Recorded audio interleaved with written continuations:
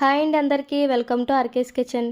ఇదైతే మా ఇంటికి వెళ్ళినప్పుడు మా నాన్నమ్మ ఉప్పు చేప అయితే కర్రీ అయితే వండారు. పాపం నా కోసమే వండారు. నేను ఎప్పుడు ఎండి చేపలు తిన్ను, అది స్మెల్ అయితే నాకు అసలు నచ్చదు. ఆ స్మెల్ చూస్తేనే నాకు ఏదోలా అయిపోతుంది. కానీ చాలామంది చెప్తారు ఉప్పు చేప తింటే వదలరు, బాగా తింటారు అని చెప్పేసి. తినే వాళ్ళకి బాగా నచ్చుతుంది. బాగా ఒకసారి తింటే నీకు కూడా నచ్చుతుంది అని చెప్పి చాలామంది అంటారు, కానీ నాకు అసలు నచ్చదు. అలానే ప్రతిసారి మా ఇంటికి వెళ్ళినప్పుడు వండు నానమ్మ అని చెప్తే వండుతారు, కానీ ఎప్పుడు తినలేదు.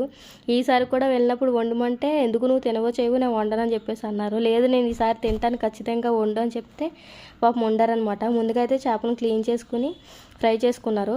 ఫ్రై చేసుకున్న తర్వాత ఆనియన్స్, పచ్చిమిరకాయలు, టమాటాలు వేసుకుని అవి కూడా ఫ్రై చేసుకుని వంకాయలను కూడా వేసుకుని ఫ్రై అయిన తర్వాత వాటర్ పోసుకున్నారు. అలానే చింతపండు వాటర్ వేసుకుని ఈ ఎండు చేపలని అందులో వేసుకుని బాగా దగ్గరికి అయితే చేసుకుని స్టవ్ అయితే ఆఫ్ చేసుకున్నారు.